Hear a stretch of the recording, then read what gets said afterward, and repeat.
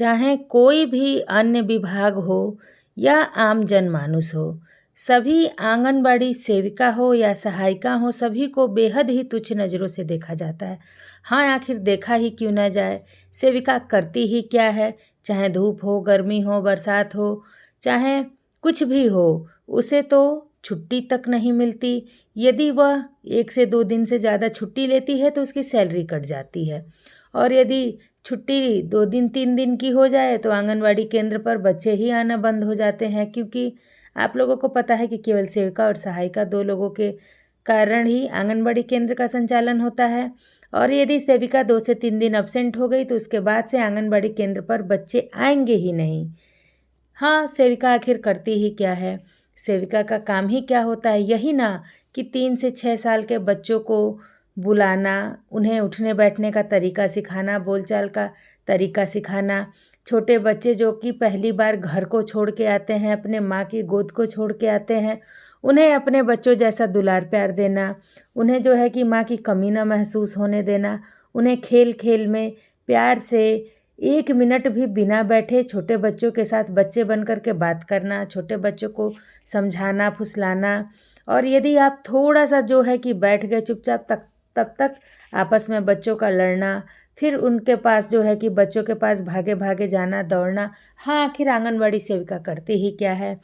पोषण tracker app, जिसमें हमारी बहुत सारी बहनें, उन्हें कहीं से भी कुछ भी मोबाइल को लेकर के जानकारी नहीं है, जिनको आखिर वो करती ही क्या है। उस मोबाइल के चक्कर में घंटों घंटों किसी अन्य सेविका के पास या ऑफिस के चक्कर काटती हैं या घर के किसी अन्य मेंबर से उसको समझती हैं। हाँ, आखिर आंगनबाड़ी सेविका करती ही क्या है। मोबाइल सरकार जो है कि एक बार सालों साल पहले दे देती है, उसके बाद से प्रेशर विभाग द्वारा बार बार दिया जाता है कि आप अपना मोबाइल खरीदिए, अपने मोबाइल से काम करिए, मोबाइल से काम करिए, नहीं तो जो है कि आप लोगों का मानदेय रोक दिया जाएगा, आप लोगों के मानदेय में कटौती की जाएगी, आप लोगों को प्रोत्साहन राशि भी नहीं दी जाएगी। बस आखिर सेविका करती ही क्या है। सेविका जो है कि आंगनबाड़ी केंद्र के संचालन के बाद से गृह भ्रमण करती है, चाहे फील्ड में फाइलेरिया का दवा देना हो, एल्बेंडाजोल की दवा देना हो या ORS का वितरण करना हो, तो आखिर सेविका करती ही क्या है। भले ही उसे पोलियो में आंगनबाड़ी केंद्र पर जो भी पंजियां हैं, जो भी प्रोग्राम है, उसको संचालित करने के साथ साथ जो है कि रात को आकर के घर में अपने पंजियों को दुरुस्त करना और दिन भर पोलियो की दवा पिलाना। आखिर सेविका उसमें करती ही क्या है। बस पोलियो का तो दवा ही पिलाना होता है। टीकाकरण में आंगनबाड़ी केंद्रों का संचालन यदि 7 बजे से चल रहा है तो सेविका करती ही क्या है। 7 बजे केंद्र पे जाएगी, केंद्र पर जो भी अपनी एक्टिविटी है, जो भी गतिविधि है, उसको करने के बाद से जब तक टीकाकरण नहीं होता, चाहे 3 बजे या 4 बजे, उसे वहाँ तक अपने सेंटर पे रहना है। और यदि वहाँ सेंटर से हट गई, कोई पदाधिकारी आए, तो सेविका का जो है कि यही कहा जाता है, सेविका टीकाकरण में रहती ही नहीं है। हाँ, आखिर सेविका करती ही क्या है। इस प्रकार से मैं आप लोगों को सिर्फ यही दिखाने और समझाने का प्रयास कर रही हूँ कि एक आंगनबाड़ी सेविका का काम इतना आसान नहीं होता है। इसलिए आप लोग एक आंगनबाड़ी सेविका का इज्जत करना सीखिए। सेविका क्या काम करती है, उसके महत्व को समझिए। एक महिला के गर्भवती होने से लेकर के उसके बच्चे के 6 साल होने तक की, उसके बाद से उसके किशोरावस्था तक की संपूर्ण जिम्मेदारी एक आंगनबाड़ी सेविका के ही कंधे पर होती है।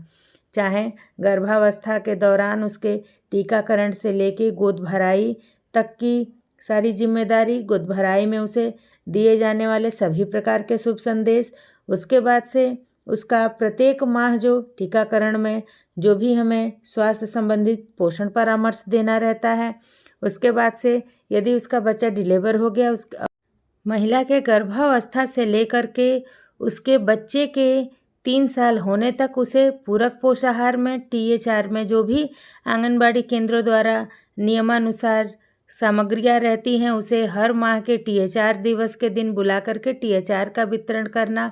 जब उसका बच्चा 3 साल का हो गया तो 3 साल से लेकर 6 साल तक अपने आंगनबाड़ी केंद्र पर उसे समझाना, सिखाना और पढ़ाना।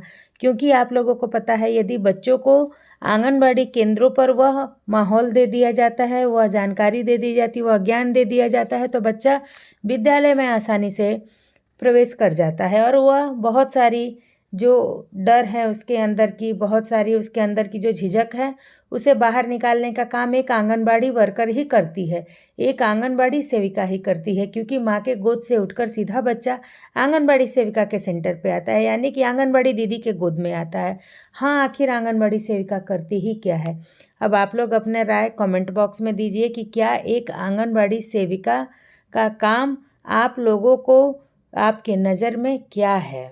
तो सबसे पहले हम लोग तारीख देख लेते हैं। आप लोग देखिए कि यह जो तारीख है अप्रैल 22, 2024, मुस्लिम पर्दानशी मतदाता को पहचानने का काम करेगी आंगनबाड़ी। ठीक है, तो देखिए इसमें क्या कहा जा रहा है कि कटिहार कुर्सेला प्रखंड मुख्यालय कुर्सेला के सभागार में आगामी द्वितीय चरण के लोस चुनाव हेतु सोमवार को प्रखंड विकास पदाधिकारी सह निर्वाची पदाधिकारी अजय कुमार की अध्यक्षता में आंगनबाड़ी सेविकाओं की बैठक आयोजित की गई। बैठक में मुख्य रूप से बीपीआरओ शांतनु ठाकुर, सीडीपीओ शिप्रा भारद्वाज ने भाग लिया। बैठक को संबोधित करते हुए निर्वाची पदाधिकारी अजय कुमार ने बताया कि प्रखंड क्षेत्र के सभी मतदान केंद्रों पर सहायक बीएलओ के रूप में कुल 41 सेविकाओं को कार्य है। सेविकाओं को हेल्प डेस्क में बैठना है, जिन्हें अंग्रेजी में छपी हुई मतदाता सूची दी जाएगी। वैसे मतदाता जिन्हें मतदाता सूची प्राप्त नहीं हुआ है, वैसे मतदाताओं का अल्फ़ाबेटिकल नाम देख करके क्रम संख्या बताने का काम करना है, ताकि मतदान करने से कोई भी मतदाता वंचित न रहे।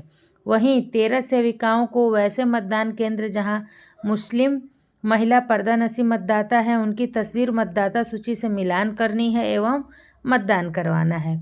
इस दौरान सभी आंगनबाड़ी सेविकाओं को उन्हें चिन्हित मतदान केंद्र पर योगदान करने के लिए निर्देशित करते हुए नियुक्त पत्र भी सौंपा गया।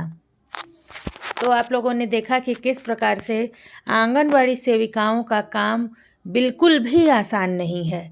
वहीं देखिए आप लोग कि एक तो बहुत सारी बहनों को इंग्लिश में जो है कि नाम पढ़ने में भी बहुत मुश्किलें आएंगी, और अब देखिए कि यहाँ पे जो है कि अंग्रेजी में अल्फ़ाबेटिकल उनको नाम का मिलान करना है। साथ ही साथ जो है पर्दा नशीन में ड्यूटी लगा दिया जाता है, लेकिन चुनाव में बहुत कम ही जो है कि सहायक बीएलओ के रूप में जो लगाया गया है।